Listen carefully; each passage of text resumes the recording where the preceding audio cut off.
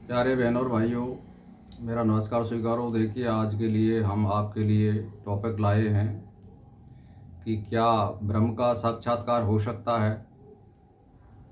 तो देखिए, इसमें जो भी ग्रंथों में दे रखा है या ऋषि मुनियों ने जो अनुभव किए हैं,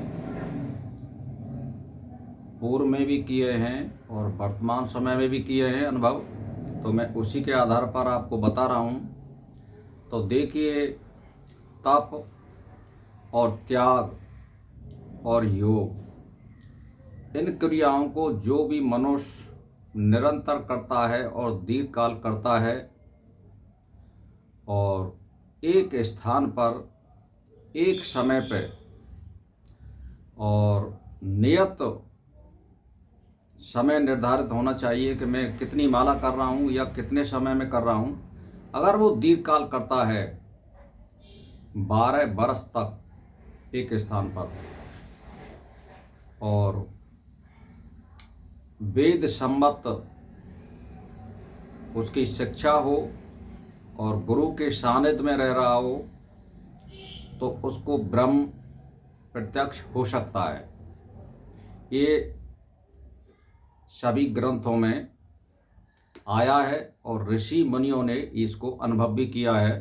तो देखिए, एक ब्रह्म ही सत्य वस्तु है, अन्य सभी असत्य हैं। ये सब लोग बाग जानते हैं और सभी हमारे ऋषि मुनि इसी तरह से बताते चले आ रहे हैं कि उस सत्य का ज्ञान स्नान, दान, प्राणायाम या हवन या धूप दीपक जलाना से मतलब ज्ञान नहीं होता है।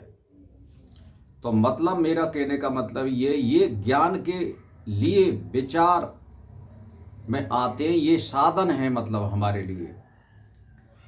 इनसे हमारा जो चित्त है या हमारे जो दिमाग की जो बुद्धि है, मस्तिष्क है, हृदय, ये इससे अनुकूल बनते हैं और हमारी एक विचारधारा का उदय होता है इनको करने से नियमित। तो ज्ञान के लिए विचार ही एकमात्र साधन है। ऐसी उक्तियां जो कल्याणप्रद हों उन पर बार बार विचार करने से वह सत्य स्वरूप ब्रह्म प्रत्यक्ष होता है। इसके लिए कोई विधि नहीं है, क्रिया से ज्ञान नहीं होता है, केवल चित्त शुद्धि होती है जो प्रारंभिक अवस्था है।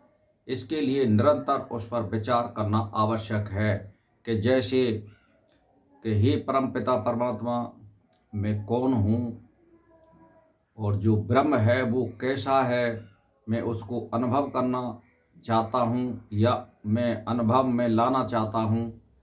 तो वो कहाँ रहता है, कैसे रहता है, क्या पास में रहता है, क्या दूर रहता है, मेरी इच्छा है। तो इस तरह से वो एकांत में विचार करे और सारी क्रियाओं से वो गुजरे, यम और नियम से। तो उसको जैसे मान के चलिए कि भाई आत्मज्ञान की सिद्धि के लिए पात्रता का होना भी जरूरी है। पात्र का मतलब है जैसे आप जिस बर्तन में आप खाना खा रहे हो तो उसकी गंदगी देखनी पड़ेगी, उसको साफ भी करना पड़ेगा। जिस जगह पे आप खाना खा रहे हैं वो ये भी देखना पड़ेगा शुद्ध जगह है कि नहीं है। तो इस तरह से पात्रता का भी इसमें महत्व होता है कि आत्मज्ञान की सिद्धि के लिए पात्रता होना जरूरी है। अपात्र चाहे कितनी भी तपस्या, साधन, हठ योग, क्रियाएं, प्राणायाम, जप, पूजा पाठ आदि क्यों ना करे, उसे आत्मज्ञान नहीं होता है। तो इसके लिए पात्रता का मतलब होता है कि यम नियम का पालन करे, विधिवत शिक्षा ग्रहण करे, गुरु के सानिध्य में रहे और नियम से ईश्वर का ध्यान, स्मरण, जप, ये सारी क्रियाओं को गुजरता हुआ प्राणायाम करता हो।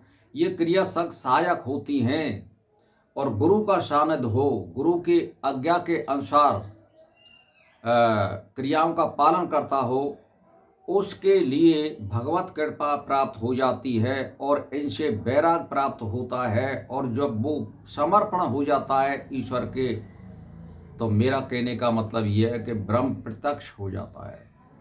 ये अभूतपूर्व उपलब्धि है। ब्रह्म की उपलब्धि करना ये कोई ब्रह्म ही कर सकते हैं राम, कृष्ण, हनुमान, गायत्री। गायत्री को छोड़ दीजिए और जितने भी इष्ट हैं इनका साक्षात्कार करना बहुत सरल है, लेकिन ब्रह्म का प्रत्यक्ष करना, साक्षात्कार करना बहुत केड़ी खीर है। तो इसमें निरंतरता की ज़रूरत है, पात्रता की ज़रूरत है।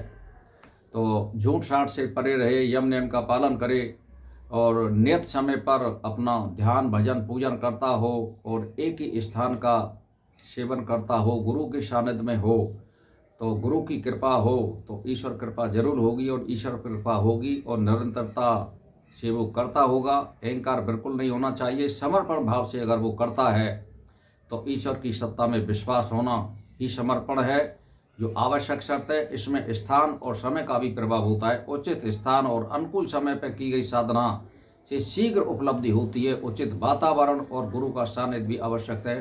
तो भाई और बहनों, आप ब्रह्म का साक्षात्कार कर सकते हैं।